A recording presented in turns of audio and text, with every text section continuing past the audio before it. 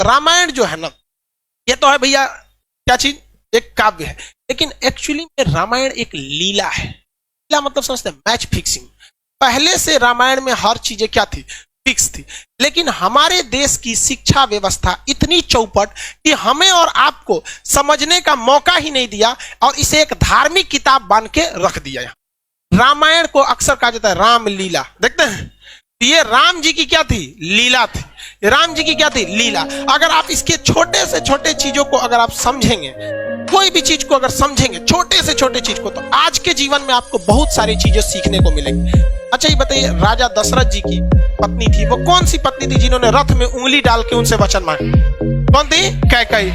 उन्होंने क्या कहा था राजा दशरथ जी ने, कि हम तुम्हें एक वरदान देंगे। बदले में उन्होंने क्या कहा कि हम उचित समय आने पर आपसे क्या मांगेंगे, वरदान। याद रखिएगा, आज के जीवन में अगर आप किसी से कमिटमेंट करते हैं तो तुरंत पूरा करवा लीजिएगा।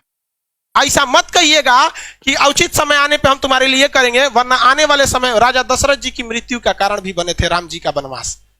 कौन बर्दाश्त करेगा वहां पे, राम जी का। लक्ष्मण जी को तो वनवास नहीं था, वो तो साथ में चले गए थे, भाई के स्नेह में चले गए थे कि नहीं।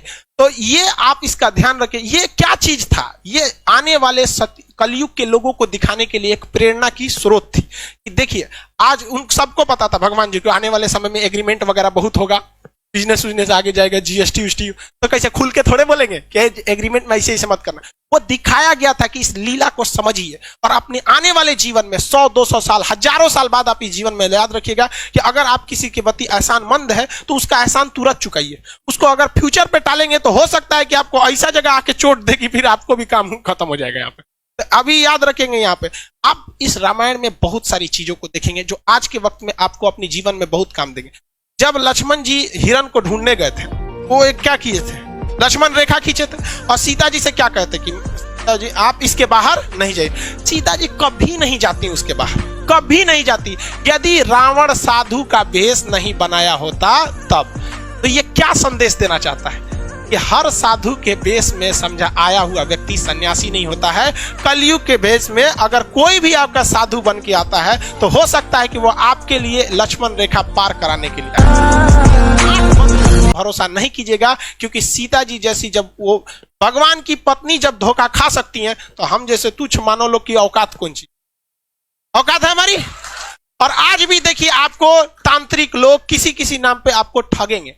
ये एक लीला है, लेकिन हमारी सिस्टम में जब अंग्रेज आए थे तो इस तरह से पढ़ा के गए कि हमारे और आपके दिमाग पे एक ताला मार दिया कि बौद्ध ग्रंथों में कुछ भी है तो आप इसे नहीं पढ़ेंगे, क्योंकि आपके दिमाग पे ताला मारा गया है कि आप हिंदू हैं, आप मुसलमान हैं, आप सिख हैं। अरे भाई, महात्मा बुद्ध ने कह के गए थे क्या कि हमसे तुमको कोई भी बौद्ध लोग ही हमसे अपनी तमन्नाओं को मांगना या हमारी मन्नत मांगना, अगर कोई मुस्लिम या हिंदू हमसे कोई प्रार्थना करेगा तो हम पूरा नहीं करेंगे। क्या मर्यादा पुरुषोत्तम राम कहते क्या कि अगर हमसे कोई सच्चे दिल से मुस्लिम अगर हमसे अपनी प्रार्थना करेगा उसने मुसीबत में, तो हम उसकी पूजा नहीं, की प्रार्थना को नहीं सुनेंगे, कहेंगे भाग तू मुस्लिम है, क्या कहेंगे, नहीं। लेकिन हम लोग 200 साल तक अंग्रेजों के गुलाम रहे। देखिए मुगलों के वक्त में भी हमारी संस्कृति पे आँच आई थी, मुस्लिम शासक के वक्त आई थी, लेकिन उन लोग की सोच दूरदर्शी नहीं थी, वो केवल हमारे सामाजिक क्षति की है। लेकिन जब अंग्रेज का शासन आया ना, मेंटली बर्बाद कर दिया सब, जिसका खामियाजा आज भी हमें भुगतना पड़ता है। जबकि ये साफ संदेश था राम जी का कि देखिए हमारी खुद की पत्नी भी धोखा खा सकती है, तो आप आदमी किस दे।